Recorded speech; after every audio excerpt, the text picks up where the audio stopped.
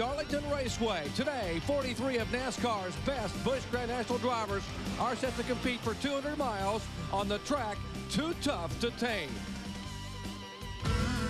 Two-time Busch champion Randy LaJoie knows all too well that fame can be fleeting. At one point, you're celebrating on top, but the next, you may be sliding on it. Even champions get no respect. This sport is fierce, fast, and fickle. It can humble you one moment and make you a hero the next. There are magic shoes and magic moments. Constantly infused with youth and spirit, these young gladiators must chase and challenge those with age and experience. The rewards are high, but so are the risks.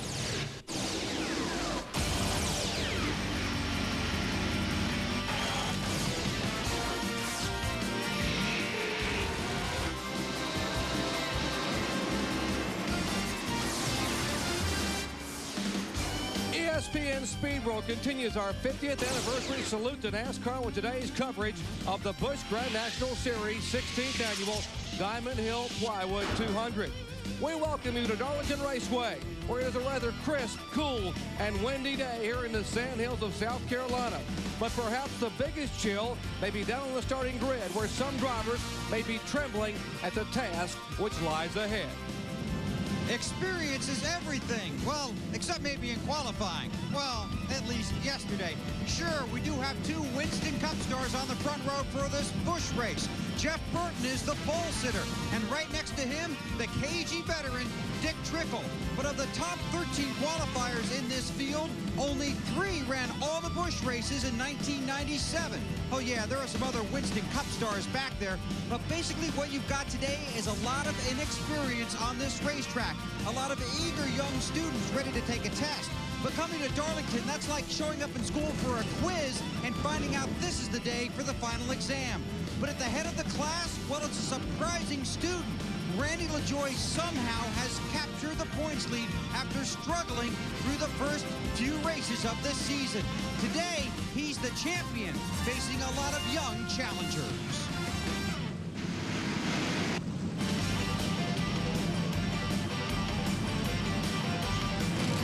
Not sure that you ever stop going to school when you're racing at a track like Darlington. But for 11 young pupils, they're going to move up from their grade school beginnings and go to the junior high today. That's right, 11 drivers that have never raced on this track. Might sound funny to hear that Earnhardt and Jarrett have never been here before, but I'm talking about Earnhardt Jr. and Jason Jarrett. Hard to imagine that all the drivers competing for Rookie of the Year have never competed here. Blaze Alexander, Matt Hutter, Hank Parker Jr., and lots of others. They will get their final report card after the final race at Homestead in November, but today they're looking for a grade, and they want to complete 147 laps. And here we're looking at 10 different rookie drivers scheduled to start today and where they will start in today's field. Approximately 25% of this field today are new to this racetrack. Since opening in 1950, this track has taken its toll on drivers and equipment, and this weekend has been no different. We turn back the clock to yesterday. The rookies had a rough ride. World of Outlaws former champion Dave Blaney pounds the wall in his Pontiac. Then a third-generation driver named Earnhardt earns his Darlington stripe. And then Mike Cope, a two-time All-Pro champion, shortens his Slim Jim Chevrolet. It has been that tough a day here at Darlington. And then, of course, yesterday in final practice, this group of cars, well, Mark Green took the brunt of that incident. This racetrack indeed deserves respect. Hello, everyone. I'm Jerry Punch, along with two guys whose expertise and opinion I respect tremendously, Benny Parsons and Kyle Petty. And, guys, I'm told that if a driver doesn't respect this place, he's either too numb or too dumb.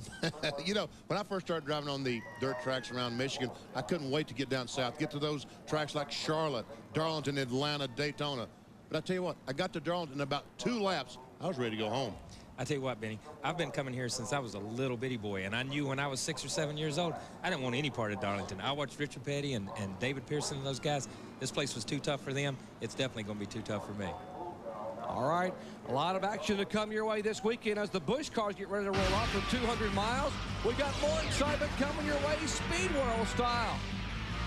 Later today, 6:30 Eastern Time, happy hour. Tomorrow at 11:30 a.m. Eastern, RPM today, followed by at NASCAR today at noon Eastern Time. And then our live flag-to-flag coverage, the 42nd running of the NASCAR Winston Cup Trans-South Financial 400 coming up at 12:30 Eastern Time on ESPN. Back with the starting lineup and the green flag in a moment. Our race analysis today as the field begins to roll here at Darlington, 147 laps.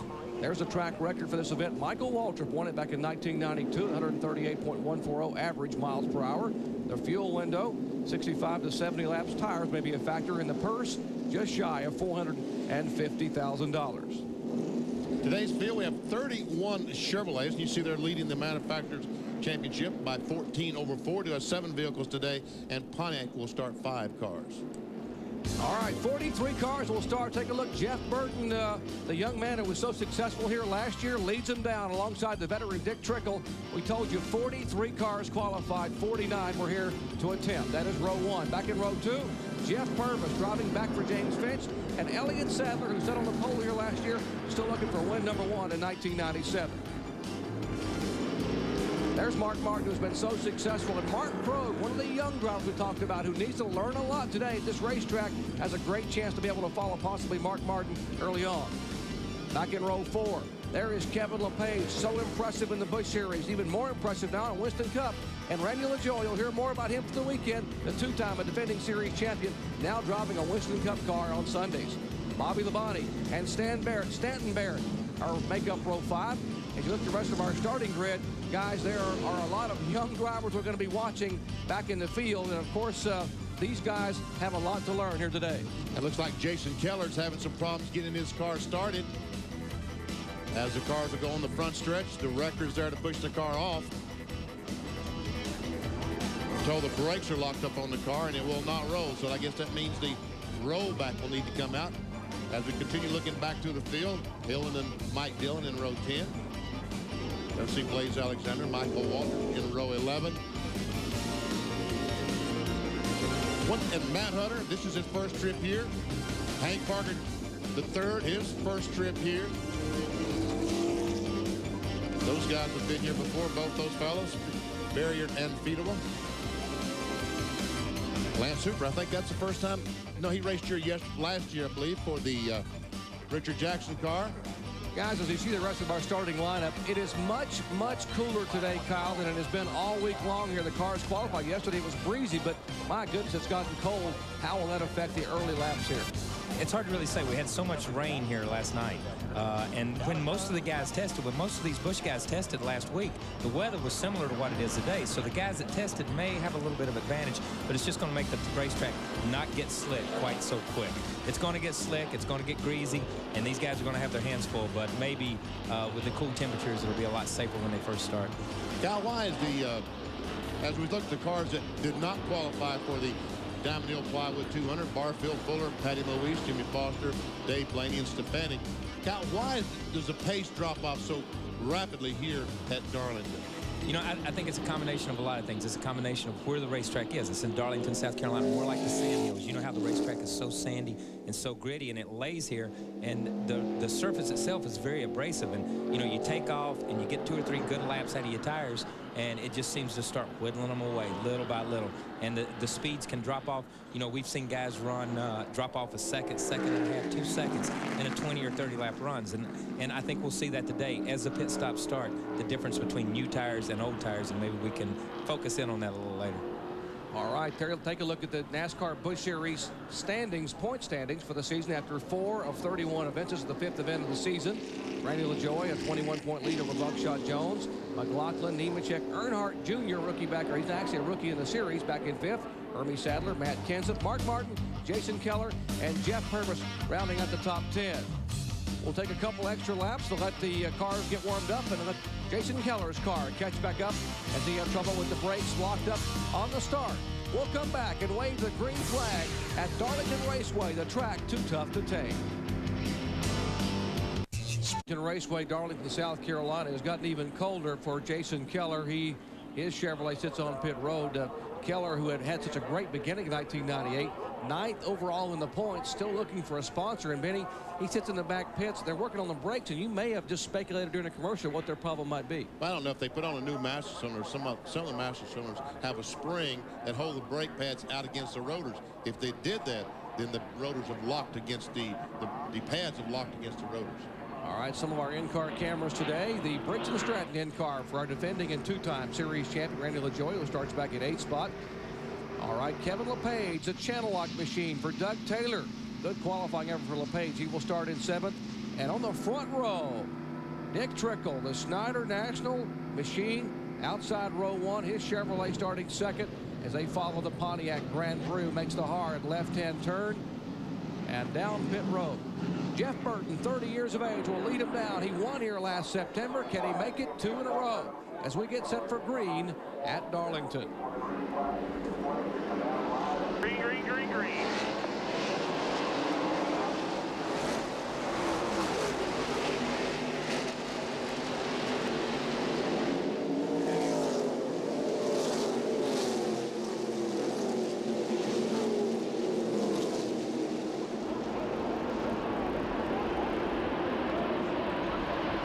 Here comes Jeff Purvis on the inside of Dick Trickle. Mark Martin trying to follow.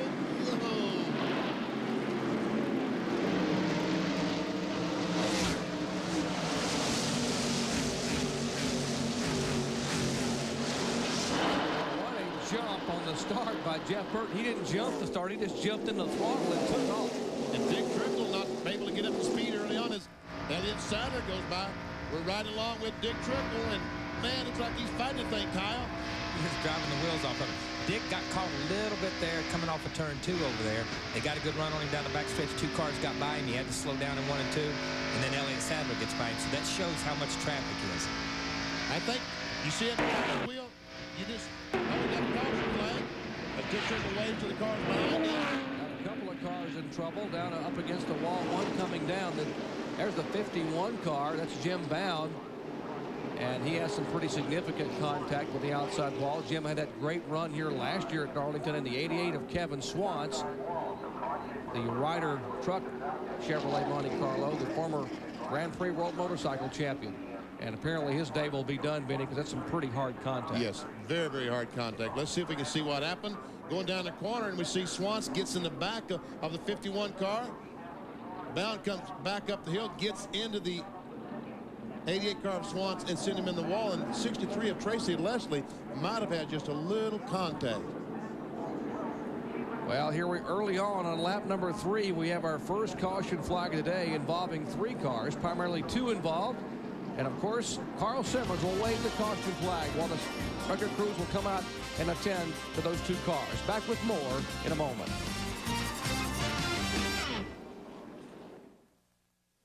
In a hurry. And it did here as we dropped the green flag. And just 3 laps in, well, we're under caution for this. In turn 3, Jim Bound, the red car, 51, gets tagged behind by Kevin Swanson. As he comes back across the racetrack, knocks the 88 into the wall. The 63 car makes contact. That's Tracy Leslie. Another shot as we see the 88 scrubbing off sheet metals. He goes across the racetrack. Finally, the process has been cleaned up and the signal given to the field. 1 lap to go. Back to green flag racing. And there's a 77 car, Benny. He was involved and got some sheet metal damage. That's Ed Barrier in the Lear machine. He came on pit road for Jimmy Means and some of the crew to service him, and he will therefore be a lap down and will pull up to the inside for the restart. Until this year, in the NASCAR Busch Series, the lap cars would start on the outside. The Winston Cup cars, they would start on the inside. So they finally decided they would make it uniform and decided to put the Busch cars, the lap cars, on the inside, just like their big brothers and sisters in Winston Cup. Take a look at some of the guys who are riding on. There's a Briggs & Stratton in-car camera. We'll see if Jeff Burton can get the start as he did at the beginning of this race, if he can pull away as he did from Dick Trickle. He will lead him down as the safety car pulls down. Burton in the track gear car number 9, the Taurus. Okay, get ready.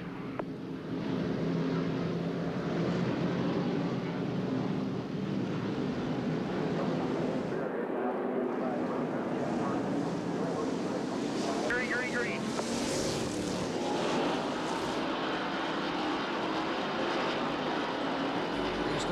number 9. That's Bobby Labonte up at the top of your screen, pulling out, making a pass on the inside in the Shell Pontiac. That's the car number 44. That might be a no-no. We'll have to wait and see what NASCAR says about it. After all, they're the ones that makes the rules. We'll see Randall and Joy trying to make a move on Kevin LePage. They are battling for 6th and 7th position. Once again, about a 7-car advantage in just a single lap for Jeff Burton.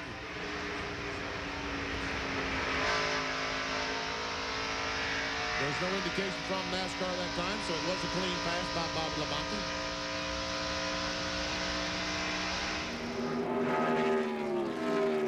There's the battle for 6th position. LePage in the Channel Lock Chevrolet.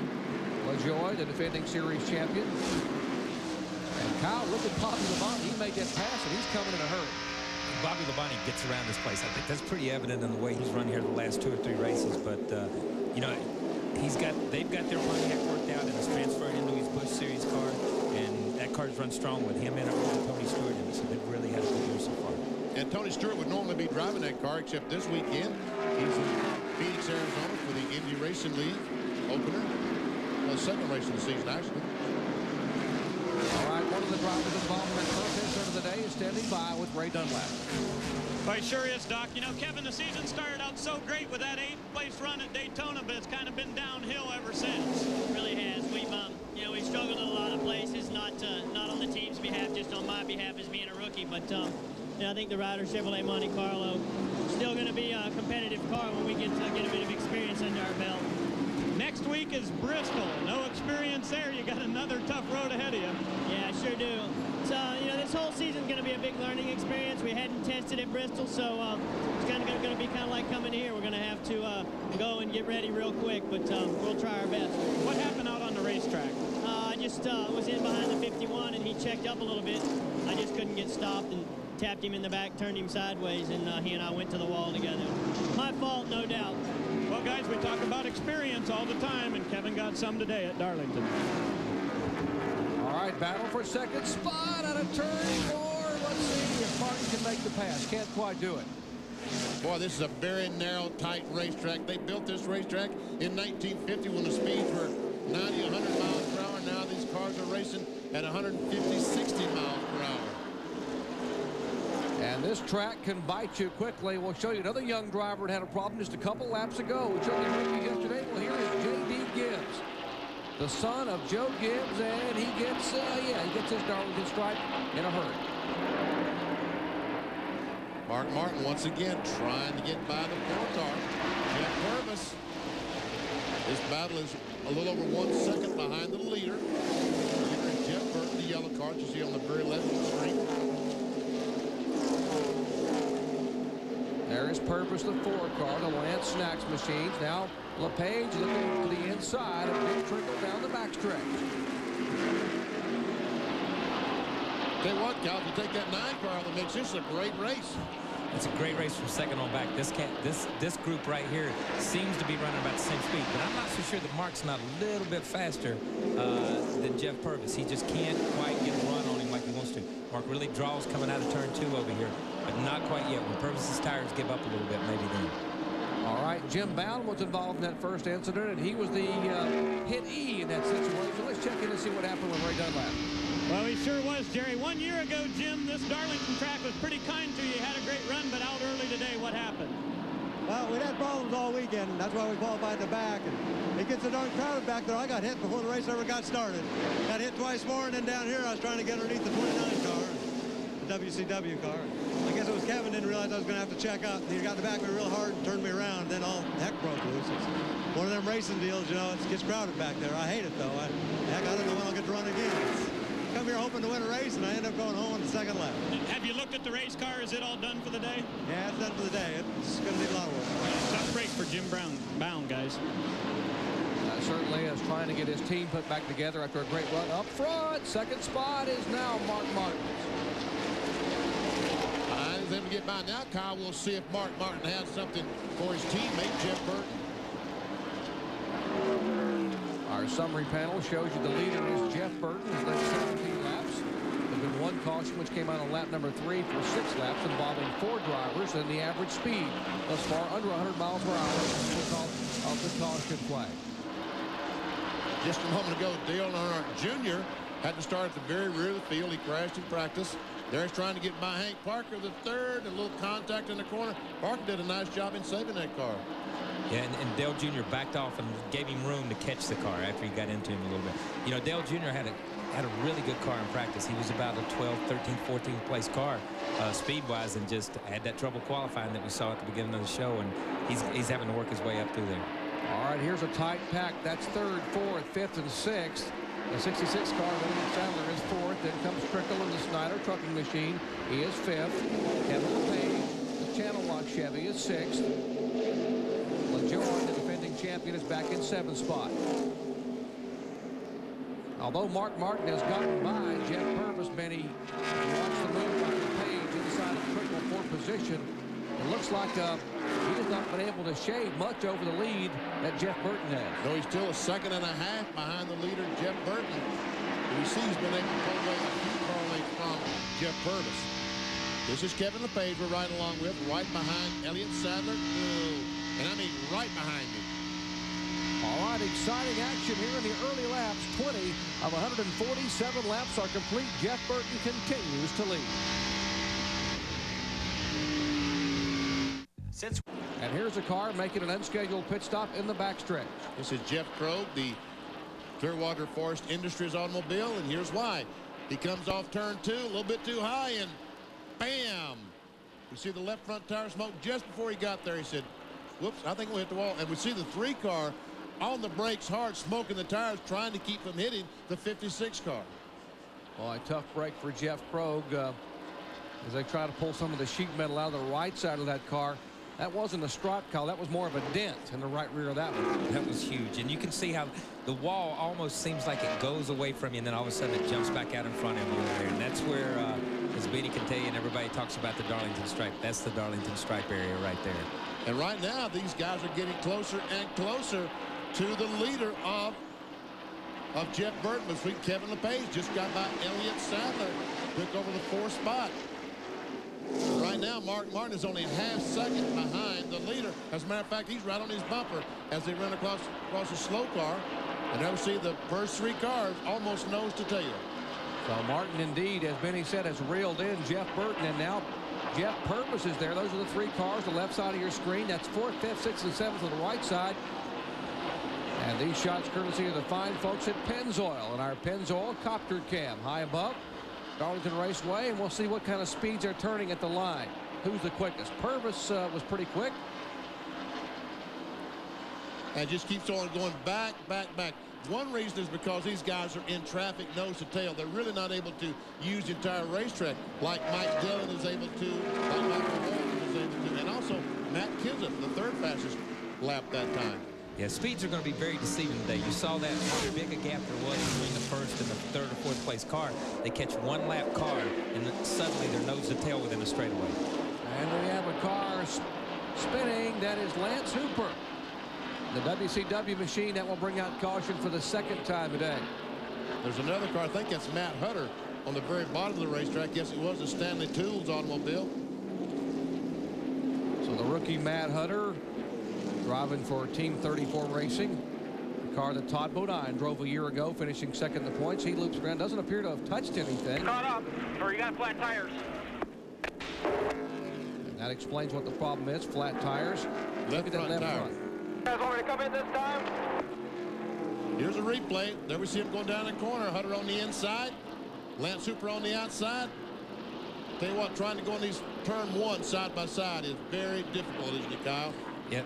Very difficult. And I'm going to tell you something. You know, they got down across the flat, especially right there. You run down across the flat a little bit. He got into the 23 car. But if you see that replay again, Jason Jarrett, that's 2 bullets he's dodged here.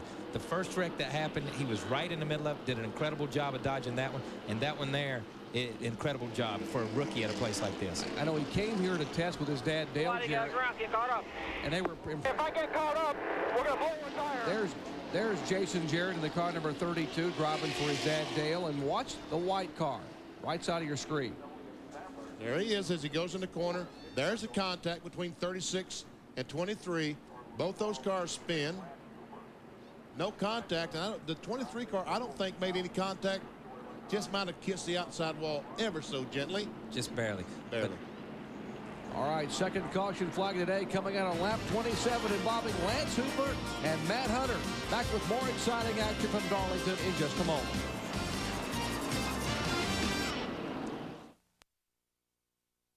Darlington Raceway by courtesy of the fine folks at Pennzoil and our Pennzoil copter cam flying high above this facility in its 49th year of operation, built back in 1949, opened in 1950.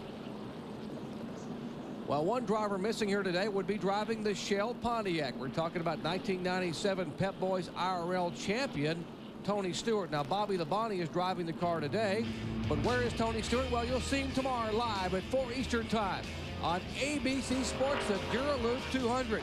From the Valley of the Sun, Tony Stewart, winner of the first IRL race, joins Ari Leindyke, Scott Sharp, and many, many more tomorrow at 4 Eastern on ABC Sports, the IRL Duraloop 200 on ABC Sports. Now we're under caution, which came out on lap 27, involving two drivers, Lance Hooper and Matt Hunter. Down the corner, that's Hunter on the inside, the yellow car in the corner, contact, and well, I'll tell you what, Lance Hooper's lucky he didn't back that thing and shorten it up about 3 feet down in the corner. It just got hit at just the right place where the speed was the slowest point, entering the corner. They touched. Very, very fortunate, because you know how it is, Vinny. Most of the time when you get sideways here, you end up in the garage area working on it or hauling it home in a truck somewhere. All right, Matt Hunter has been on and off pit road. Ray Dunlap, what'd they do? Well, Jerry, the disadvantage for the 36 Stanley Tools team is they had to put on 4 tires because Matt had flat spotted them from spinning there. So one entire set of his tires are gone, and that came at lap 29. Now, you notice all the leaders stayed out there on the racetrack, so Matt Hunter has used up one of his sets of tires before the rest of the field. And what he's saying is they're only allowed to change the tires hold it in, and even hold it in, 3 times today. Been trying to hold it in, it comes out. So okay, just forget about third gear then. Third gear is he does not have third gear, but they're only allowed 3 sets of tires. Everyone else is trying to save these tires as long as possible to have them near the end of the race, not at the very beginning of the race. Trying to use this to work on this car. All right, still working caution for the second time today, which came out on lap 27. We are at lap 31 of 147 laps, and Jeff Burton has led every single one. We'll be right back.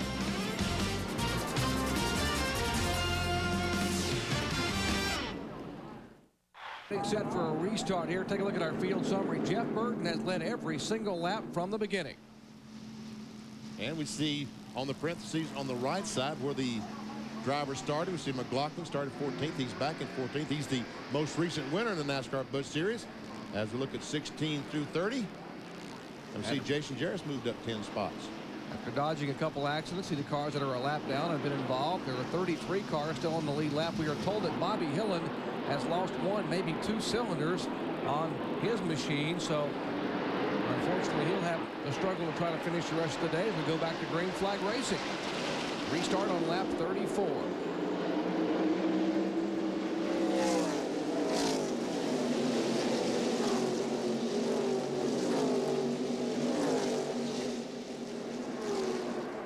Couple of veterans up front, teammates for Roush Racing.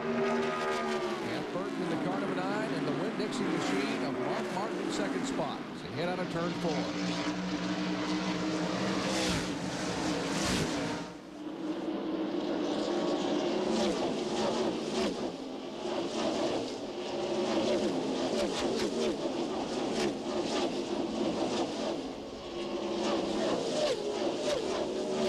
So folks, that's what about 150, 60 miles per hour looks like as they go by the start-finish line.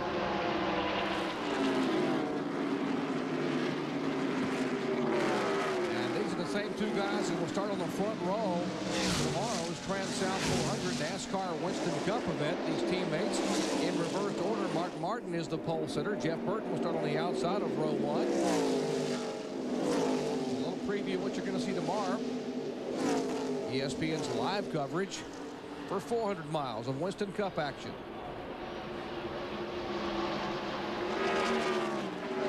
Blaze Alexander in the 20 car.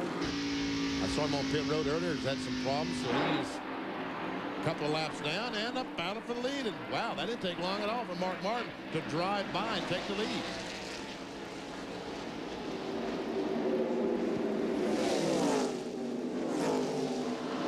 Mark Martin, no stranger to victory lane at this racetrack. He has 5 wins in the last 9 Busch races here. His lowest finish in the last 9 starts has been 6th. That's a pretty good record at this tough racetrack, Tom. Yeah, forever I didn't think anybody led at the Martin when we came here for a Busch race. It just seemed like they just took that Michael Waltrip's in the wall there. Michael having trouble with the Band-Aid force. Apparently having some contact. Now, Michael had come all the way from 22nd starting spot up to 15th in less than 30 laps, and now he has had some contact with the wall. We are hearing that there may have been a problem with the power steering. We'll have to try to confirm that.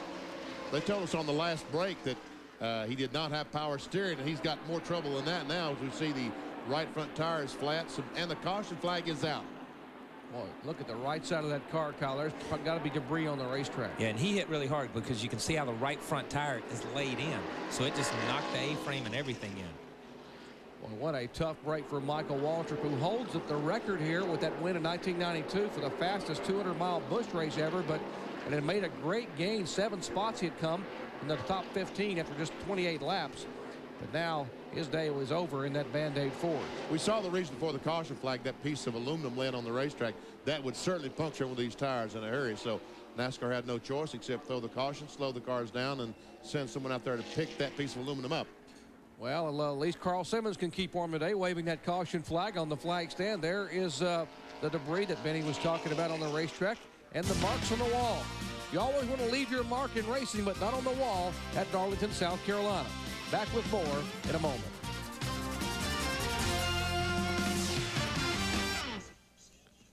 The afternoon as the leaders head down pit road. Let's go down to Ray Dunlap. Well, guys, the 44 car is in. Bobby Labonte's first Busch Grand National race of 1998. They are at the right side right now. They've made a slight chassis adjustment on the track bar. 1 round down and about 2 rounds into the left rear. Let's go to Bill Weber. Mark Martin on pit road, Randy LaJoie behind him, Elliott Sadler in front of him. They made a chassis adjustment. Now they're putting on the left front tire. Had some trouble on the right rear, but they've gotten around to the left rear now. It's 4 tires and fuel for these guys with 39 laps on the board. Burton's away, followed by the 44. The 4 sneaks out. Now the 60 and the 74 around the 66. Triple will follow them out, followed by McLaughlin, the 17. 27.9 seconds for Mark Martin. Is that correct? That's exactly right, Bill. That's 27.9 seconds. Good pit stop for Bobby Labonte's crew. You heard Ray Dunlap talking about all the adjustments they were making on the car. They made both a track bar and a wedge adjustment. Here is Dale Earnhardt Jr. in the back pits. So going around the left side, we see some damage on the nose, and the jack fell. Oh, man, that's slowing everything down. Watches all those cars go by.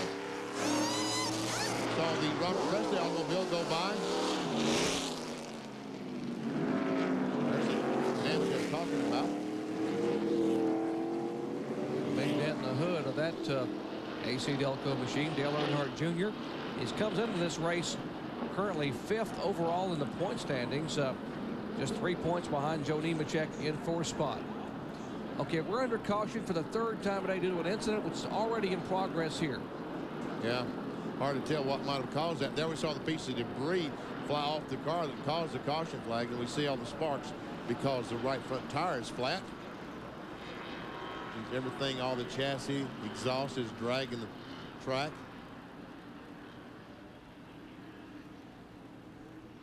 And I mean, he's doing a great job just to get it back up next to the wall and get it out of the way. He really is. You know, it would be so easy for that car just to go and turn left right in front of all these cars. Right in front of the whole pack. Look at all these people trying to Jason Jarrett right in the middle of it again. That's 3. He's safe for the rest of the day. He's avoided his 3 wrecks. Well, guys, Michael Waltrip is definitely done for the day in the Band-Aid car, but earlier he had radioed in and said, you know what? I have no power steering. And that is a big disadvantage at a track like Darlington. Well, indeed it is, Ray, but having to fight that race car here, I can't imagine. I haven't been in a race car, but Kyle, you and Benny, I mean, power steering here. Obviously, having it or not having it, losing it's got to be a major factor. Losing it is a major factor. If you don't have it to begin with, you don't miss it. You know, it's just like, but it's different than manual steering. Manual steering is hard, but then you put power on it. It's really power assist. It kind of helps you be able to turn it, helps you feel the car. When that goes away, it goes to the other side of manual. It gets twice as hard to drive. And, you know, I said Michael did a great job of controlling that thing. You got to remember, even though he had been in the wall, he's got 3 flat tires, the right front's drove up on top of the motor. He's driving that thing without power steering, and he's still probably running 120 or 30 miles an hour trying to keep that thing in a straight line. So he did an incredible job of just getting it back up to the wall and getting it out of everybody's way. Boy, indeed he did. Now, what about Mark Martin's 27+ second pit stop, Bill Weber? What were they trying to do?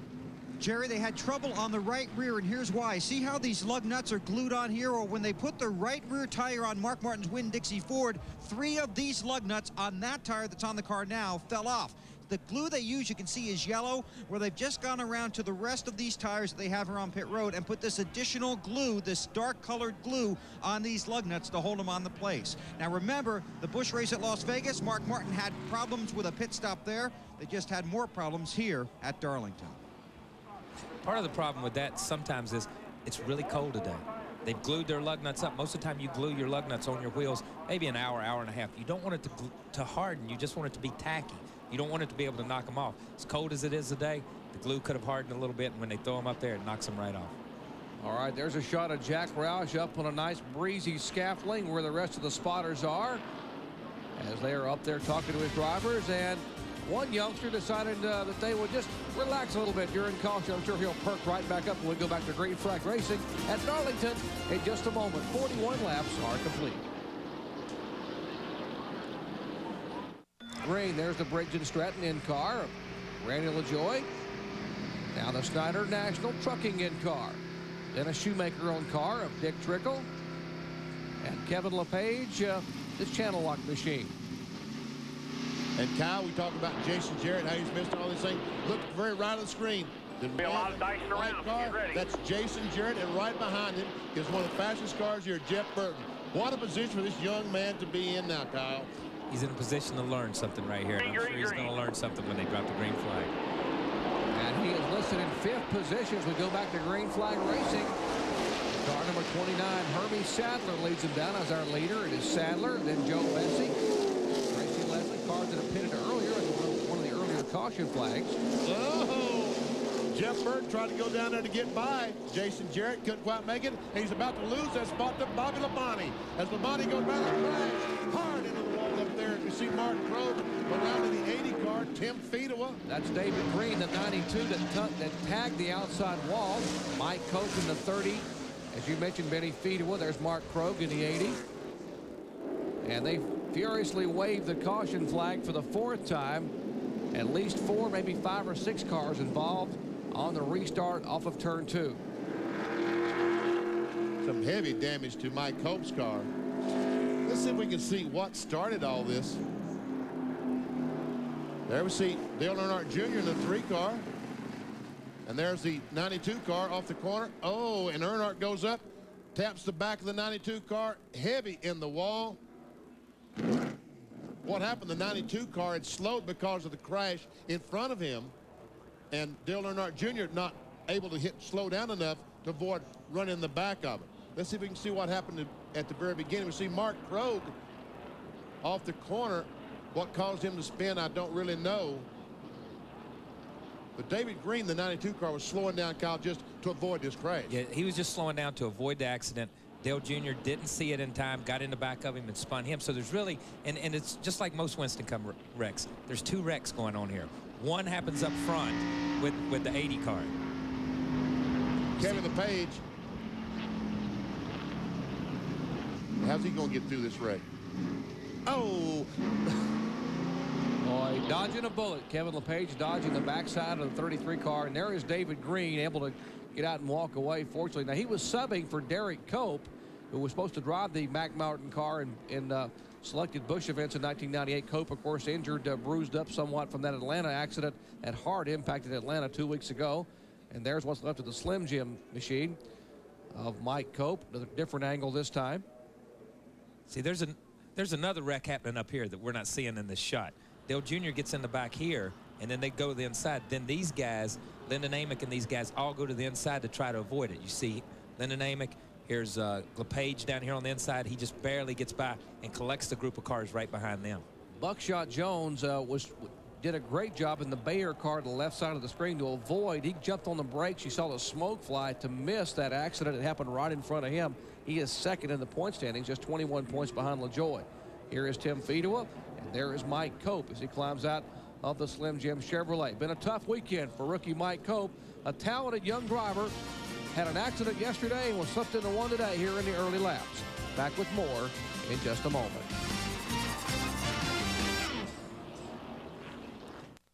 And these beautiful shots from high above this historic facility, courtesy of the fine folks at Pennzoil and our Pennzoil Copter Cam, flying above Darlington Raceway, built back in 1950. There's the egg-shaped oval, unique facility, and Ramsey's Minnow Pond up the left upper part of your screen. And down in that pit area somewhere is our Bill Weber. Bill?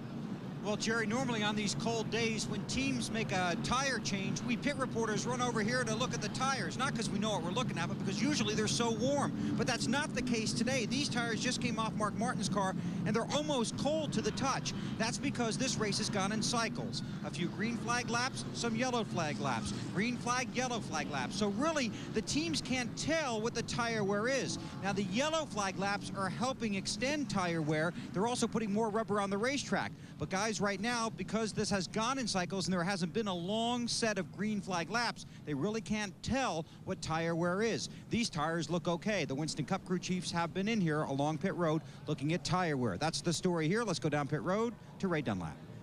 Well, Bill, normally whenever a car comes into the pit area with a flat tire, NASCAR will let them change tires, and that does not count against your allotted 3 sets.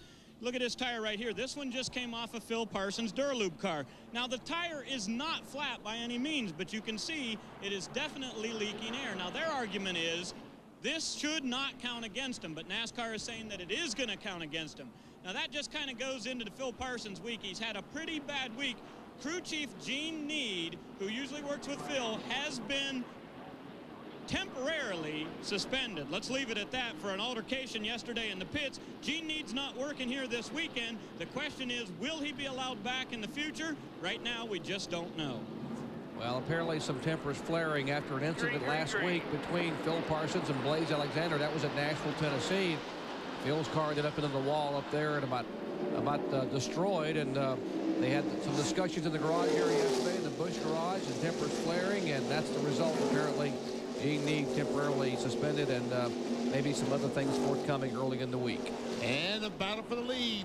Joe Bessie on the inside of Hermes Sadler. He starts pitting back on lap 29, so that's one reason they're up here. And we see the 23 car, Lance Hooper, trying to get his lap back. I mentioned the car number 40 of Kevin LePage came in and changed tires, and Jason Jarrett had a flat front tire. He came in and changed that tire during the caution a moment ago. So he had been shown in 5th position. That's why he is not now being shown among the top 5. The 4th car in line is Tracy Leslie. He is currently running in 3rd spot. Mark Green, the 37 car, was in 4th place, but now he's been moved back as Bobby Labonte and Jeff Spurgeon fight their way to the front.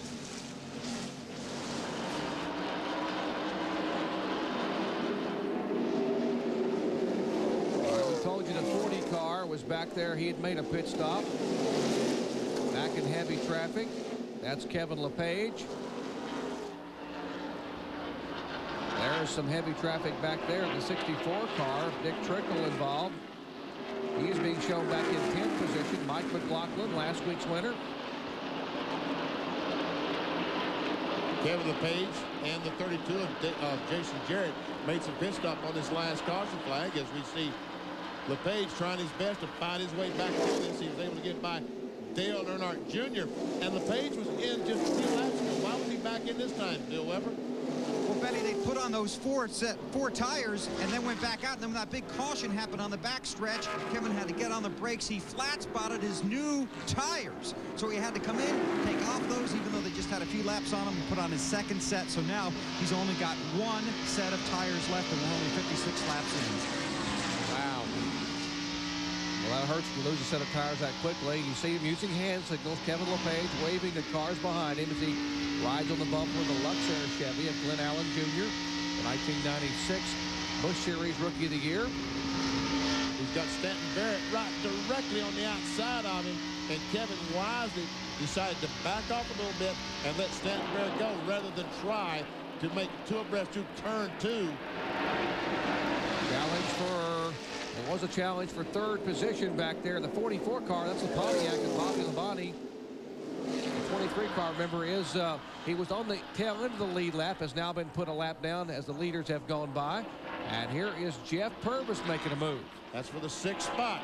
And we see Mark Martin. Oh, and we see Andy Santerre. Some heavy contact with the outside retaining wall. The right front tire is flat. And so far, no caution flag as he gets his car on the pit road.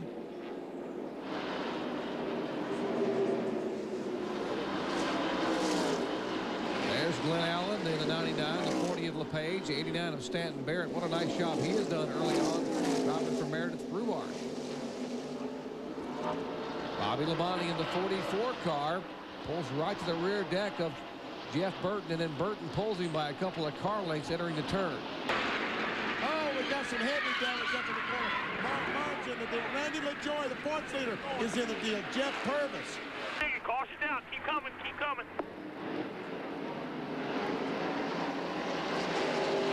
They scrambled 3 and 4 wide back to the start-finish line. Some cars trying to stay on the lead lap, some trying to get their lap back. Wow. Lap 60. There, once again, Carl Simmons waving the caution flag for the 5th time today. And this one involves many of the lead cars. Heavy damage on the 60 car of Mark Martin. He was involved. Jeff Purvis involved. There's the 63 of Tracy Leslie. Wow. That's what I was talking about a moment ago when we saw the 23 car back up. That's usually what you see when a car spins going in turn 1 or turn 3 at Darlington. They back in the fence and look something like that.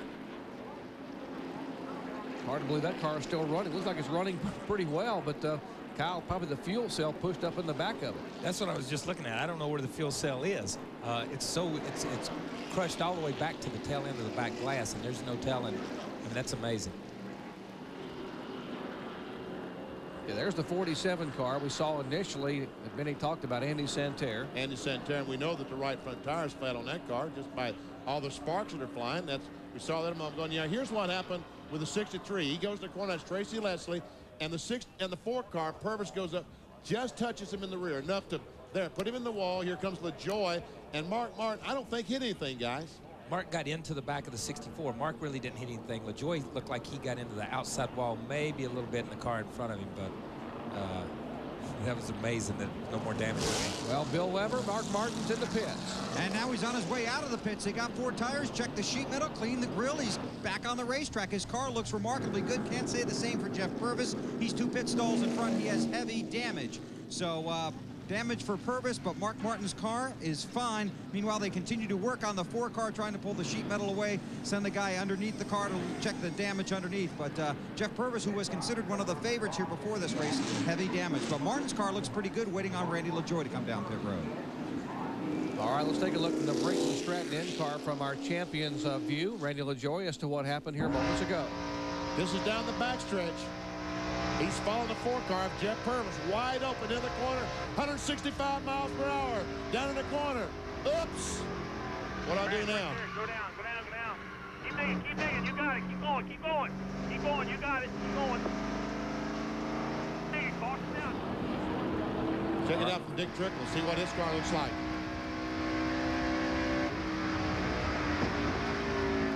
He sees all the cars spin, just hard on the brakes. Get out of the way, please move. There you go. All right, the Snyder National machine is in for Dick Trickle. Dennis Shoemaker's car, they're checking over for sheet metal, and LaJoy is on pit road, and Bill Weber is there. Well, his Fina Chevys all got all kinds of damage. The front end is bashed in. They had to pull the sheet metal away so they could fuel the car. They made a giant tape bandage. They're using those on the back of the car to hold the sheet metal on. They're trying to pull the front sheet metal away so they can get some air to the radiator. They've got the jack out there to try and help them out. But Randy LaJoie, who came in here as the points leader, has not led a lap this season. You can hear they tell the driver and the crew where the pace car is so Randy doesn't lose any more track position. But he's got heavy, heavy damage, and he's going to have a long afternoon. The Busch Series points leader, two-time defender. Car's coming, boys. Front straightaway. He's going to sneak back out, and then Randy will be back in for more. And he's the defending winner of this race as well, Bill. LaJoie winning the Diamond Hill Plywood 200 here last spring at Darlington, coming from 11th starting spot. He got out just ahead of the field, so we'll update further his situation. Those cars involved in a lap 61 caution. Back with more in just a moment. Eddie, Benny Parsons, Bill Weber, Ray Dunlap, and yours truly, Jerry Punch, bringing you Busch Grand National Series action from the track Too Tough to Tame. It has been tough today. 5 caution flags. The last one on lap 61 involving the cars of Mark Martin, Jeff Purvis, Tracy Leslie, and Randy LaJoie. They are on their feet for the restart on lap 66. It's Joe Bessie, the leader, the 6th car. The Power Team Chevrolet and Blaze Alexander trying to get a lap back. He might be able to do it. And meanwhile, there are 2 abreast right behind him as the 9 car, Jeff Burton, tried to get by Hermie Sadler, couldn't quite make it. And Bobby Labonte right on the rear deck of Jeff Burton as they look to the inside of Hermie Sadler.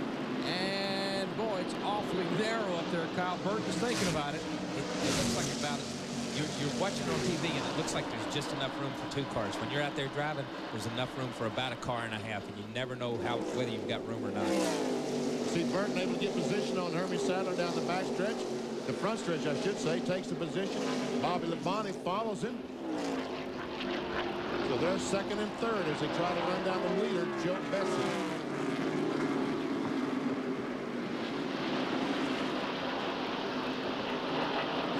81 laps to go. Bessie, Burton, Labonte, Hermie Sadler, and Elliott Sadler. So the Sadler brothers, 4th and 5th.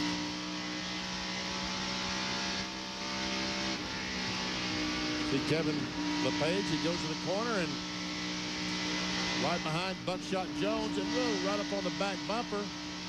And traffic is, every position you gain at Darlington is like a war that you've won, isn't it, Kyle? Yeah, it really is. It's like you get around the next one guy, and there's another guy, and it's another guy. And it's like small battles that help you win the war.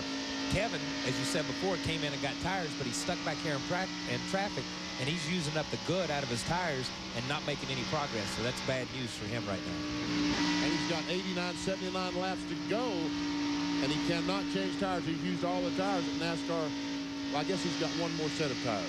Should have 1 set remaining. He is back in 14th position, looking at Buckshot Jones, Bayer, Pontiac, as now Jeff Burton begins to close in on Joe Bessie. The summary panel showing you Bessie, the leader, has led 15 laps. There have been 5 caution flights in 30 laps, 5 lead leaders, 4 lead changes. The average speed way down as Jeff Burton goes way down inside of Joe Bessie and will take the lead. And that's, we can put 5 lead changes up there because that was as Jeff Burton retakes the lead again. Bobby Labonte follows. Meanwhile, as we watch this, Jeff Purvis is back on the pit road.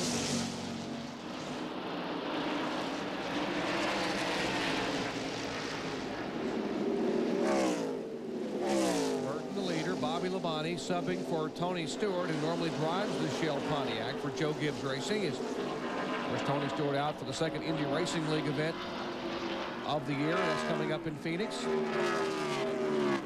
There's the Power Team machine of Joe Bessie, a winner last year at Dover, Delaware.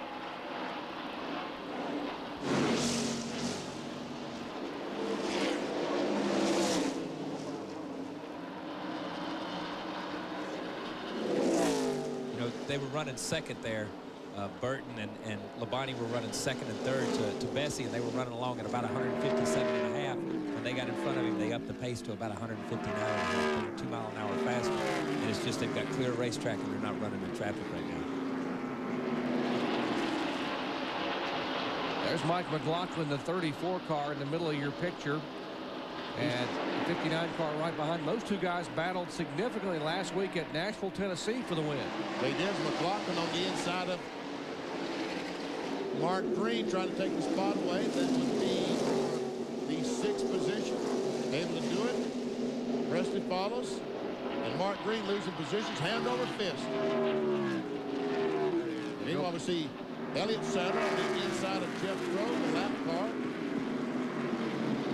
That 66 car of Elliott Sadler is in 5th position. There comes the Gould's pump machine, and right behind him, Robert Presley. What a run Presley had last week and is having today. Started 31st, and here at lap 71, he is being shown in 7th and steadily progressing, Benny, toward the front. Yes, he has a huge jump from 18th to 14th, and another great jump from 14th to 9th in just a few laps. See Matt Kenseth back with that black car behind Preston is Matt Kenseth, the winner at Rockingham.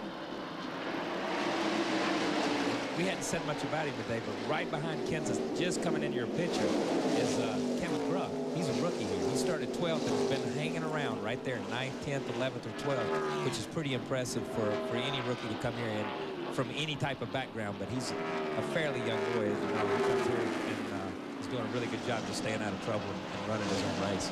Our field summary showing you points as of now where they would be. Of course, coming in today, Joy had a 21-point lead over Buckshot Jones, and as you saw a moment ago, Mike McLaughlin would be the point leader in the points as of now. Kept going. Look at our field summary based on where they're racing right now on the racetrack.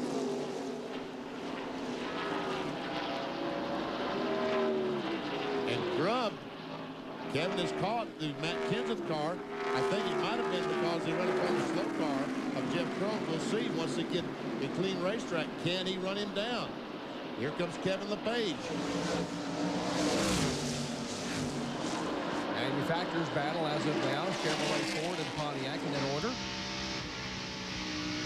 And the rookie points as they came in. Andy Santerre was leading the points. He's already had trouble with the outside wall, apparently cutting a tire. That's where they're running at the current time here at Darlington Raceway. 71 laps to go. Burton, Labonte, Bessie, and the brothers Sadler in the top 5. Well, look at that line, the difference in lines that they're running through.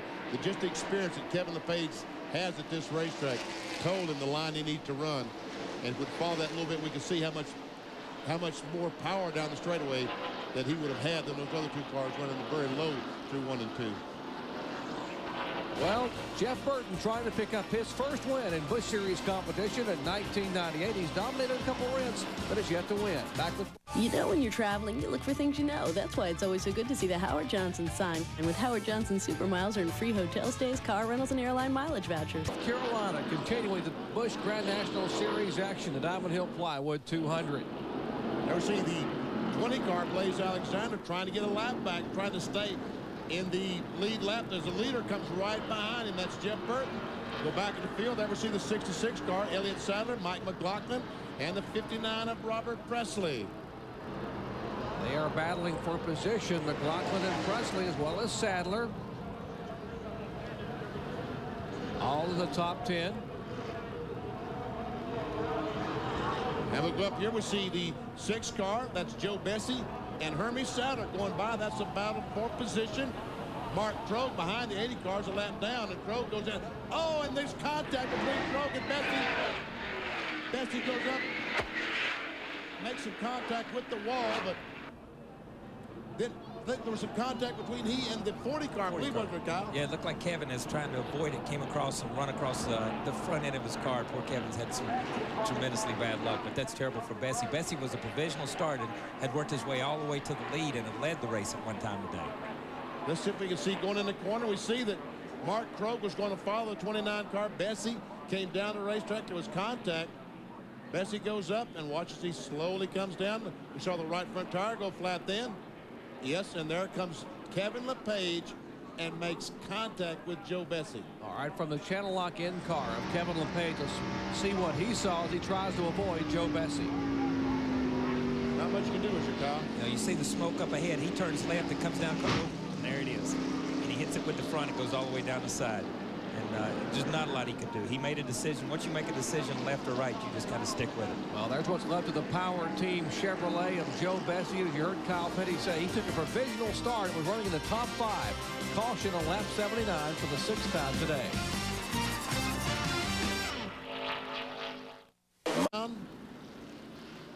Made all these pit stops. Bill Weber, what happened during this race of pit stops? Well, first of all, for Jeff Burton, he's a little tight in the middle of the turns, but they opted to make no adjustments, so he got 4 tires and fuel. He has 1 set left. Dick Trickle came in and got his final set of tires, so he's out of sets. Elliott Sadler came down pit road, no adjustments, 4 sets of tires. He's also a little tight. Elliott also has 1 set of tires left. One car that did not pit, Mark Martin. He's the race leader, but he didn't come in because Bobby Leslie knows he only has 1 set left. The other contenders have a set of tires left, so he had to hold back. So Mark will be on older tires. The guys chasing him got fresher tires during that pit stop. Well, what about Randy LaJoie? Well, he came down pit road also up in the pits as they were putting some tape on the front of his car, number 74, heavily damaged in an incident just a while ago. There's Lance Hooper in the WCW car right in front of him. You see out the Briggs & Stratton in-car camera. There's LaJoie. There's a second-place car of Jeff Burton. But Mark Martin pitted just about 20 laps ago. Remember the crash involving Randy LaJoie and Jeff Purvis? Mark Martin pitted after that during that caution period. And points as of now, LaJoie would drop to 4th position from the lead coming into this event here, the 5th race of the year. McLaughlin, by virtue of the great win last week at Nashville and a good run today, will take over the point lead. Points are awarded as of now. Green flag is back out. 9 car Burton on fresh tires, Mark Martin on old tires. How long can Mark Martin stay in the lead? Probably not too long. That's about as long as he can stay in the lead for half lap. Mark is pulling over Kyle and letting his teammate go by. Yeah, and he's on old tires. On older tires, it's really tough to go through turns 1 and 2 down here wide open. On new tires, it's going to stick for about 3 laps. It's really good.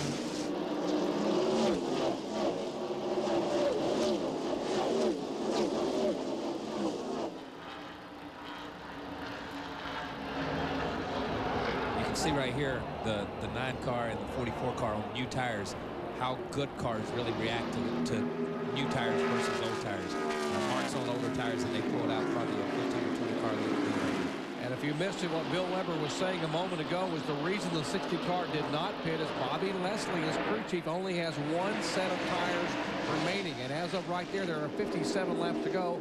And Leslie Benny would like to save those tires a closer toward the end of the race. Well, because his competitors have 1 more set of tires, so they've all got to have the same tires, all on the same amount of laps on their tires to have a chance to beat each other. There's Elliott Sadler, the Bob Hartley Chevrolet, Gary Bechtel on the machine.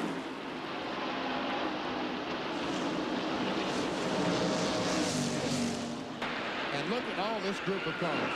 Now, whoa, and here's another incident, the 89 car, Stanton Barrett, Mark Krogh in the 56, and we are hearing from spotters that Jason Jarrett may have dodged the 4th accident of the day. There's the 56 car getting refired. Heavy damage on the back of that Clearwater Chevrolet for Jeff Krogh. You know, earlier in the day, he got into the wall coming out of turn 4, and it's hard as a lap car here to stay out of the way all day long. It's tough, so you don't know what happened yet in this accident. But, you know, once something happens to your car, it's bad enough to run this place when your car drives good. When you've already been in the wall 2 or 3 times, it's tough. Boy, Stanton Barrett had a good run going, a bit in the top 10. Let's see if we can see what happened, Benny. There we see Stanton Barrett, the white car on the inside, the very left part of your screen. Stanton Barrett goes down the corner. Jeff Krogh, the yellow car. And just like always, they're going to make contact going down in the corner. Krogh spins up right in front of Stanton Barrett. No place to go. And all the other guys. And Jason Jarrett. Whoa! He barely got through that one now. But it was a field goal. It was good for 3 points. That's twice he's split them. Twice he's split an accident like that. He's done an incredible job today. Kevin LePage will see what he sees out his windshield of the Channel Lock Chevrolet. A bunch of smoke.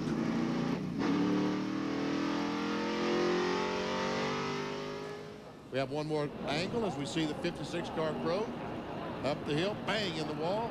Bam! 89 in the inside. Watch Jarrett, the white car. He goes right where the 89 is, turns right, and just misses both cars. Just the way his daddy and his granddaddy taught him.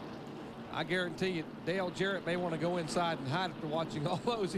His dad watching from the top of one of the trucks in the infield. There's a guy that they're chasing right now, Jeff Burton, after 92 of 147 laps. And where is Dale Jarrett? Well, there he stands trying to stay warm, and got to have a warm feeling inside because that's his boy out there, Jason Jarrett, who's dodged 4 major incidents and hasn't put a scratch on his car yet. Back in just a moment. Here at this afternoon's Busch race. Now, Mark Martin's having a very good run. In fact, he just told his car owner, Jack Roush, even on old tires, his car is running very well. Now, Mark, if he has a good day, he might have his 6-year-old son, Matt, to thank. On Thursday, Matt said to his dad, Mark, I want to be a pit stopper. That means he wants to be a member of the pit crew. He wants to be able to come down here, see what's going on, and talk to his dad. Well, his dad got a uniform made for him. He's got a radio working for him today. The only problem is with this headset, Matt's only 6 years old. He can't push this button. He's not strong enough. So they went to Racing Radios, and they got this special radio made with this little button. And now Matt can actually talk to his dad, Mark Martin, during the race. In fact, before the race, he said, "Hi, Daddy," and good luck to Mark. Now, Mark did tell me before the race started today, he will address the conversation factor as the race goes along. So anyway, Matt has a radio listening to his dad, and he's able to talk to him. That's pretty interesting. Well, it is a family affair, Bill. That's a great story. Green, back to green, and I'm sure he'll want Matt just to watch for a while, not chat with Daddy. He's going to be awfully busy. Lap 96, restart after 3 laps of caution, the 7th caution of the day.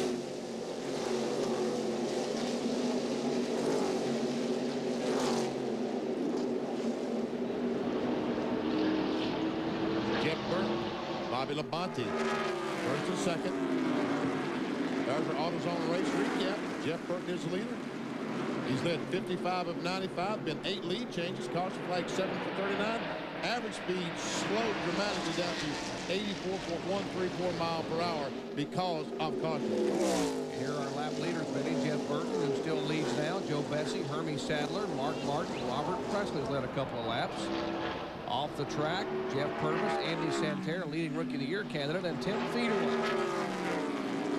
And out of race, Bessie, Leslie, Green, Cope, Michael Waltrip. There have been 7 caution flags, so there's quite a few of these.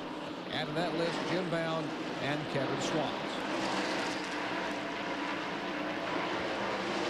Just like Mark Martin, as these tires wear a little bit, we can see Mark is keeping a little bit closer tabs on the leaders than he was on the last session when these cars in front had brand new tires and he had the used tires. They go by the damaged car of Tim Feederle. And Bobby Labonte is hanging right with Jeff Burton. As you heard Benny say a moment ago, Mark Martin, despite the fact that he has used tires, they're not pulling away from him very much. Well, they certainly aren't. And we see on the graphic on the left, 49 laps to go. I don't know where the magic number is if these cars stop and change tires if there is another caution flag. Is it 30 to go, 40 to go? If there is a caution flag at 40 to go, do they gamble, stay out there with that caution flag on 20 laps to go? Hard to say what they're thinking. And Matt Kenseth making a run at Elliott Sadler. That's a 4 spot. A couple of young guns running 3rd and 4th. There's 66 of Elliott Sadler and the 17 of Matt Kenseth. Remember those names, Elliott Sadler and Matt Kenseth. Sadler, a 3-time winner last year. Kenseth, an impressive run and win at Rockingham in the 2nd race of the season. Back to the 6th place car. That's the white car that you see coming off the corner. Mike McLaughlin, the Goose Pump Chevrolet. He just flew by our camera so fast we couldn't see him. There he is. He went last week in Nashville, Tennessee. I'm sorry, I didn't mean to step on you, but last week at Nashville, he started 21st in a backup car, and actually on the first lap lost 10 positions. Had to come from 31st to win at Nashville. And you see he's come from 14th to 6th here with just 47 laps to go. A solid run for Mike McLaughlin, which could put him atop the points when this day is over.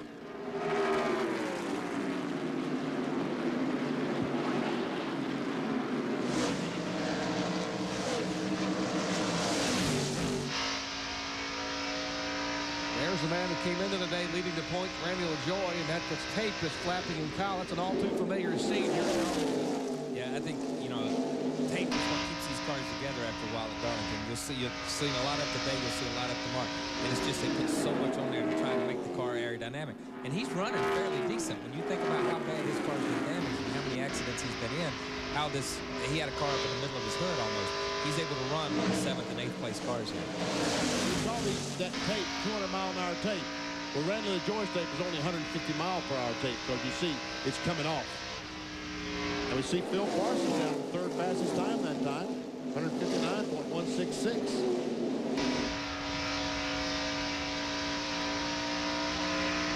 45 laps to go. Burton, Labonte, Martin, Elliott Sadler, and Matt Kenseth. And here comes Mike Dillon trying to get on the inside of Kevin Grubb. That's Grubb the 52, Dillon the 72, and you're Dick Trickle, 64. Takes advantage of Dillon being off the accelerator for a second and goes right by him. That will move him into the 9th spot. From the Snyder Trucking, Snyder National on board, and Dick Trickle's car, you see the view out the windshield. Not very clear.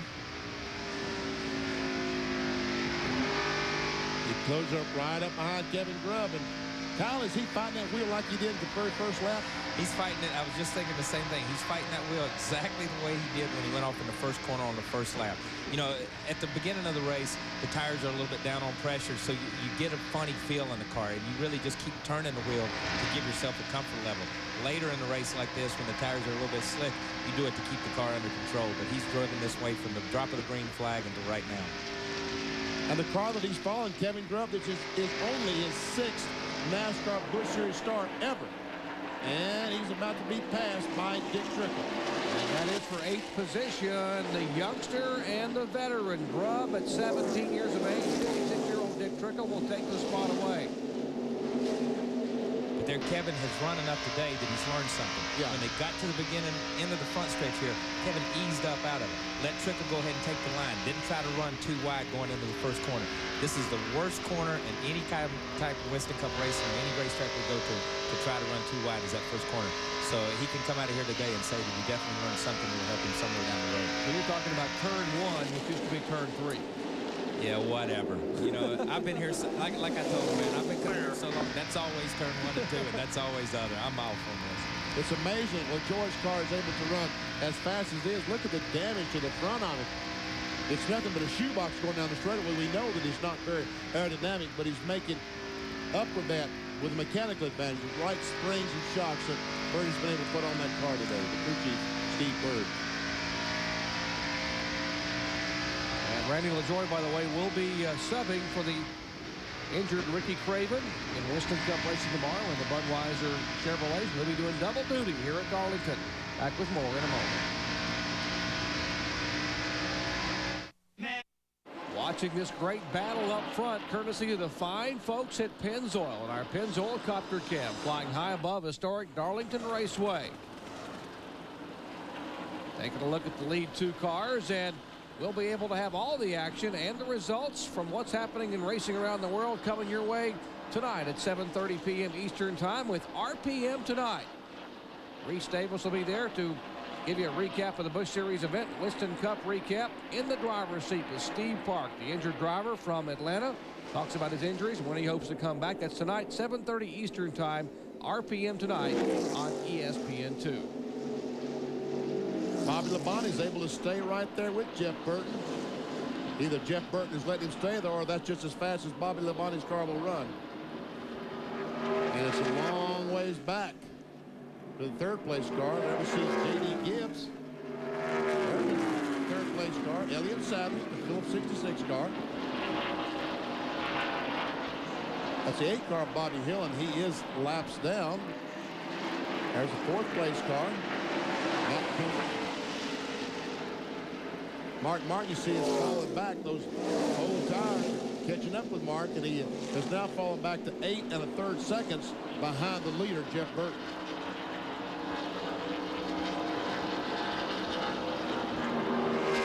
There's the battle right there for 3rd position. Sadler and Kenseth. Pair of Chevrolets. Be less than 30 to go this time by.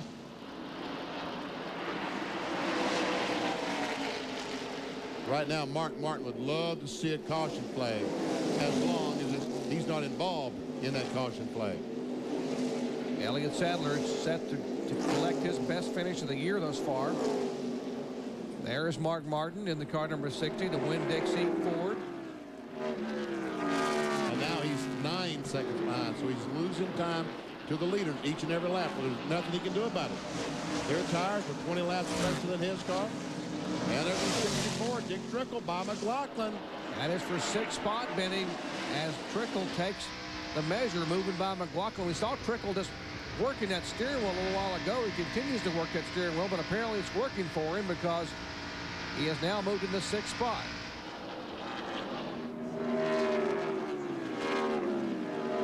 Let's see, Kyle, if he's still working that steering wheel, but apparently whatever he's doing well. Yeah, he's up on top of that steering wheel, just sawing it left and right and left and right, and it's really not affecting what the front tires are doing. You know, it's just either his driving style or whatever, because, you know, he's just up on top of the wheel. Like I say, he's just turning left, left, left, and then back to the right and left to the right. His car is really working well. You know, at the beginning of the race, he said his car was tight, and the racetrack may have changed. The racetrack may have come to Dick and come to his car, where his car is just a lot better right now. He's making really good time through the corners. And there he dives on the inside of Mark Martin. Takes a spot away. So put Trickle up in the 5th spot. All right, but he showed you Trickle's hands a moment ago. Here's Randy LaJoie, who has the whole front of his Phoenix Chevrolet bashed in and taped together as he waves Phil Parsons to go by. And here we have LaJoie. LaJoie was running with the 6th, 7th, and 8th place cars a minute ago, and his car was driving so well. He never moved his hands. You see him. He's got him right here, steady down the straightaway. He goes into the corner. He makes one turn, and he's running right here with Phil Parsons, who's running in 13th position, running right there behind him. Car's beat all 2 pieces.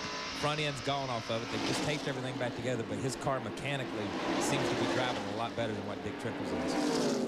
So the sheet metal may be gone on the 74, but it's handling awfully well. Here's the car number 29 and 72. That's Hermie Sadler and Mike Dillon as they are battling for 8th position. That's 8th and 9th on your screen. And I see some sunshine. It's been overcast all day long here, very cold, and here comes Dillon looking. Can't quite make it, but I do see some sun peeking out. That might change the racetrack. Mike Dillon, one of the guys involved in an incident in that final practice yesterday. He was swept up into an incident in turns 1 and 2 by virtue of being in the wrong place at the wrong time. And so he is having a whale of a run, considering that fact that they had heavily damaged that race car. He's trying his best to accelerate on Hermie Sadler. Can't quite do it. You have to fall in behind. It looks like Mike McLaughlin right in front of those guys as Dillon takes a spot away.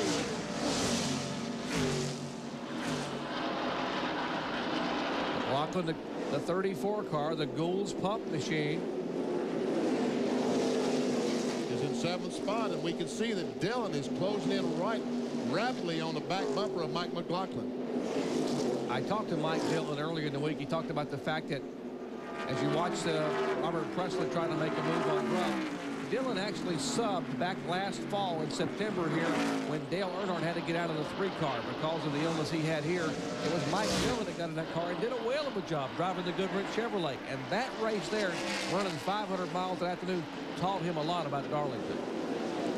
All you need, we keep talking about miles and seat time. That's what we're talking about. Put some miles on this racetrack.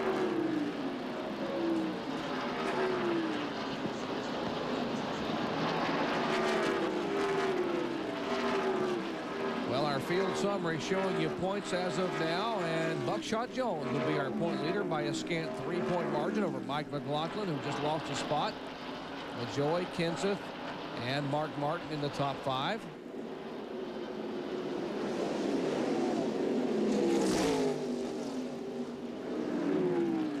See Matt Hutter about to go another lap down to the leader, Jeff Burton. That's Hutter in the 36 car. Jeff Burton continues to lead. Bill Weber, you got something on the leader? Well, Ben, as you pointed out, he's having a good run. Burton does have 1 set of tires left, so if there was a caution here in the closing laps, he could come get him. Now, Mark Martin also has a set left, but he may have to come under green because apparently he's coming in less than 10 laps no matter what, because his tires are older. The big loser or big winner in all this could be Dick Trickle. Trickle cannot get tires under caution without a penalty because he's used all 3 sets allowed by the rules today. So Trickle, if the caution comes out, will be in big trouble. He'll be on old tires. Everybody else will be on new tires. Here's Ray Dunlap. Well, Bill, the situation is just about the same for Bobby Labonte. They do have a set of sticker tires here ready to go on, but the only way they would do that is if there's a caution. They will stay out there. They've been running very consistent lap times, and his crew chief, Bryant Frazier, said, look, Bobby, wait till 10 laps to go before you try to race with the 9. We'll see if he's able to do it. I don't think he's listening to him, Ray, because it looks to me like that looked like a pretty racy move there off turn 4 a moment ago, Kyle. Yeah, when he got into the corner and the 9 car slipped up a little bit, he looked like he wanted to take advantage of that slip, and he drove right up to his rear bumper coming out of turn 4 on the previous lap. Less than 20 laps to go here at Darlington Raceway in the 16th running of the Diamond Hill Plywood 200. Jeff Burton has dominated today. Can he hang on and get his first Busch win? We'll find out in a moment.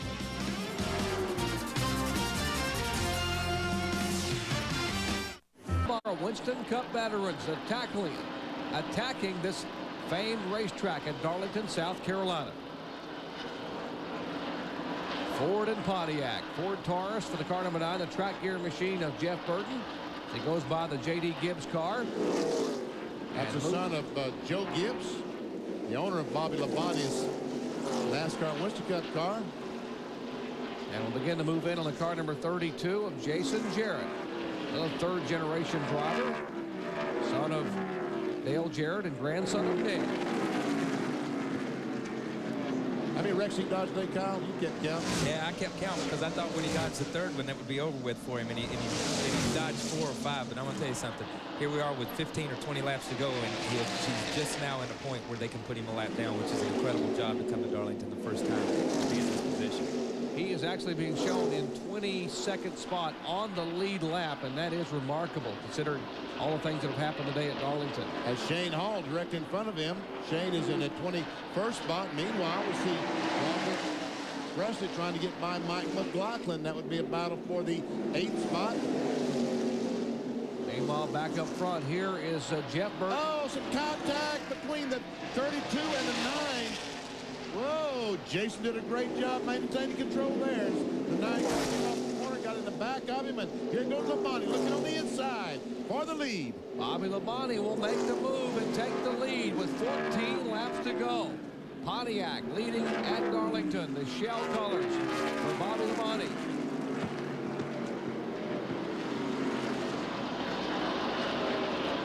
The 44 cars doing this weekend by Bobby Labonte.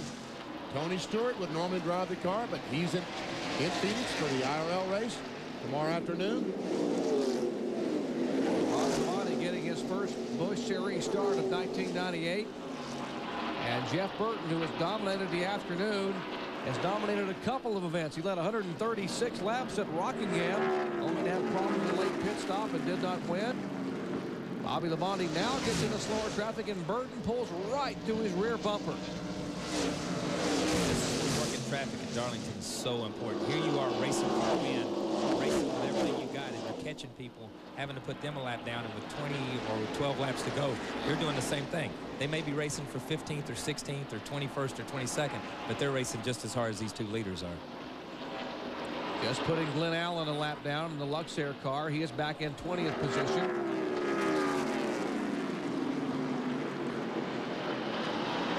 See Mark Green in front. They would be running the 19th spot.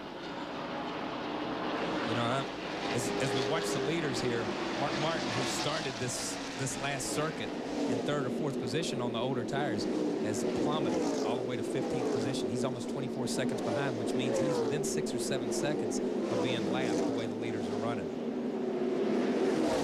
And Matt Kendall just moved into 3rd spot, been able to get by Elliott Sadler. He is an impressive young talent. He's been signed by Jack Rouse Racing as a test driver. There's Elliott Sadler and Dick Trickle. They are battling for position 4th and 5th. Elliott Sadler goes up the hill. Trickle tries to dive on it. Can't quite make it.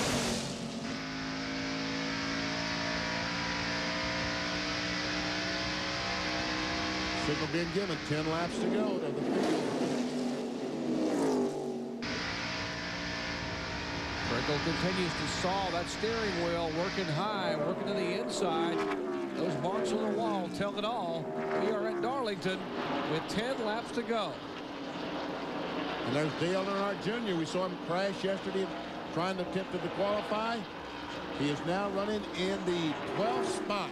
All these cars battling for position. He's trying to take over 11.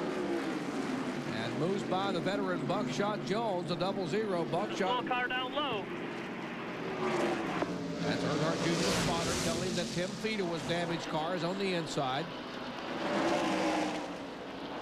Here comes Jeff Burton trying to make a run on Bobby Labonte.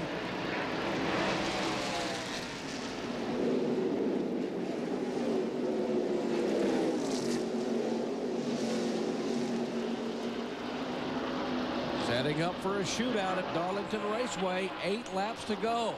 A couple of veterans who understand this racetrack. Understand what can happen. And if you don't think things can happen, just take a look at the marks on the wall as they go by. This is Darlington, a track that demands respect.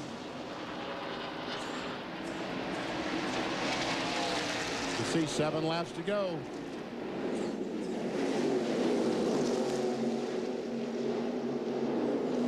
Can Jeff Burton use a slow car? That's what he's trying to do right now, is catch Labonte catching a slow car at the wrong place. And never see Mark direct in front. When Martin's tires gave up, they just absolutely quit. And here he is being lapped. He went from like 4th or 5th about 15 laps ago to being lapped that quick. And that shows you what Darlington can do to you as far as the tires. And they just got caught out on their pit stop sequence. That'll touch 16 cars only on the lead lap. And Lyndon Amick, great run for Lyndon Amick in the South Carolina Tourism car. Pontiac in 16th spot, car number 35. There's Bobby Labonte being shown as the leader. 8 career Busch Series wins for Bobby Labonte. His first start in 1998. Tony Stewart normally drives the 44 car. As you heard Benny tell you earlier, you see the move there for position. That is Trickle making a move inside of Elliott Sadler. That is for 4th spot with 5 laps to go. Tony Stewart out in Phoenix to run the Pep Boys Indy Racing League race tomorrow on ABC. And with 5 laps to go, Mark Martin is on pit road as we see McLaughlin and Robert Presley. Last week at Nashville, it was almost similar to this, but it was for the lead. Today, it's a battle for the 8th spot. Oh, what a great war these two waged last week, as you said, Benny, at the short track in Nashville, Tennessee. Labonte at 152 miles an hour that time by. Burton, Kenseth, Trickle, and Elliott Sadler. Blaze Alexander making a move. Clear all around you. Blaze Alexander was a lap down. Remember, he got the lap back and has now fought his way up to the 13th position. Just getting digging. Okay, there are the leaders coming by. That's a whole group of cars that are battling for position with 3 laps to go. Wondering if that lap traffic could have an impact on this finish. With 3 laps to go, if the pack in front of them really start to race hard, they'll be a factor. Because as fast as Bobby and as Jeff are running, then they'll catch him pretty quick. Bobby's really good by himself on a clear racetrack. In traffic, he has to check up, and it just depends on how the traffic plays out. We saw it work to Bobby's advantage last week, or 2 weeks ago in the Winston Cup race when he caught Dale Jarrett in traffic and passed him. It could work to his disadvantage today. Nick Trickle has taken 3rd spot as you watch us battle the front 2 cars. Trickle, who finished 3rd in both Busch Series events at Darlington last year. There are the leaders, Labonte and Burton. And right in front of the leaders with 1 lap to go, we got some guys that's fighting for position. Kevin Grubb, Buckshot Jones, Lyndon Amick. White flag is out. Final lap at Darlington, the Diamond Hill Plywood 200, about to be history. Jeff Burton is dominating the day, but it is the Pontiac of Bobby Labonte running up on slower traffic. Might be what Jeff Burton, exactly what he's looking for. But Labonte goes to the inside. It really blocks Burton's way.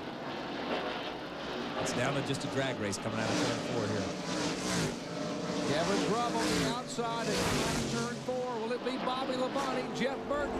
They are close together. Only a half a car length, and Bobby Labonte will take the win. Battle back in the pack for position. This is for 8th spot, McLaughlin and Robert Presley. And look at Presley dive in the corner. Pulls up right on the back bumper. Gets so close to McLaughlin off turn 4 for the line. Who's he going to be? McLaughlin. And Mike McLaughlin will take the spot, finishing 8th. So Bobby Labonte takes the win. Jeff Burton in 2nd spot. Dick Trickle is 3rd. Matt Kenseth 4th. And Elliott Sadler rounding at the top 5. Mike Dillon is 6th. And Hermie Sadler is 7th. Back in a moment.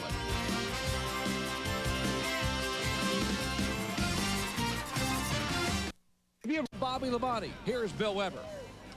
And Bobby Labonte climbs out of the car, and there goes the Gatorade shower. How about that? Bobby Labonte. Coming off the bench, relief of Tony Stewart. That's a pretty decent job for you, kid. Man, I tell you, this show, Pontiac, we ran good.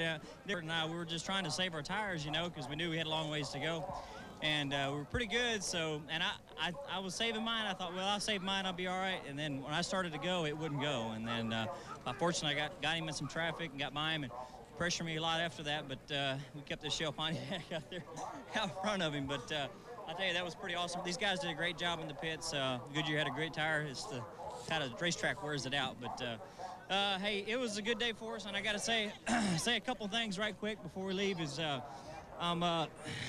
I don't usually drive this car, so I don't know what I was going to make, but I'm going to give all the money to Jerome Davis, who was injured in a bull riding accident last week. I don't know the status of the past 3 or 4 days. I've been kind of out of touch. And I want to say hello to Alan and Robin Hayes. He's got Lou Gehrig's disease, and I saw him the other night. He's in the hospital here. So this was for them, and it was a cool deal. So Bobby Labonte in victory lane, and he shares the honors with his friends. A kiss from wife Donna there with the family. Bobby Labonte led the last 14 laps. Jeff Burton, 1 win in 2 seconds the last 3 Busch starts here. And Dick Trickle, his 4th consecutive 3rd place finish here at Darlington in Busch Series Racing. See Elliott Sadler as we look back at 16 through 30. All these several cars a lap down. Loyal finishes 22nd. Lap down. Randy LaJoy, the points leader going in, will finish 23rd today. Rest of the 43 starters, you see, it was a tough day for a lot of drivers here at the track. Too tough to tame. And, of course, this race will certainly jumble the point standings coming in. Randy LaJoy was the point leader, but not now. Mike Magic Shoes McLaughlin has a 3-point leader for Buckshot Jones, LaJoy, Kenseth, and Earnhardt Jr. rounding out the top 5 as they jumble the points after 5 of 31 events this year on the tour. Let's check in with Ray.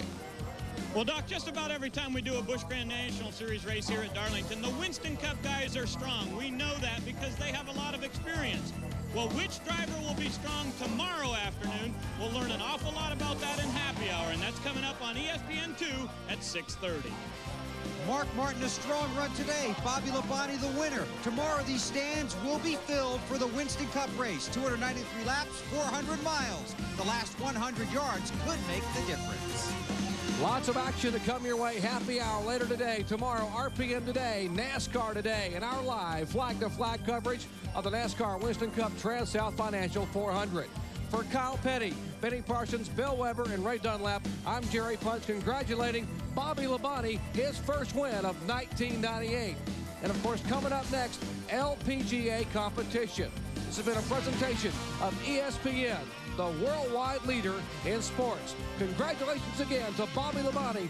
So long, everyone, from Darlington Raceway in South Carolina.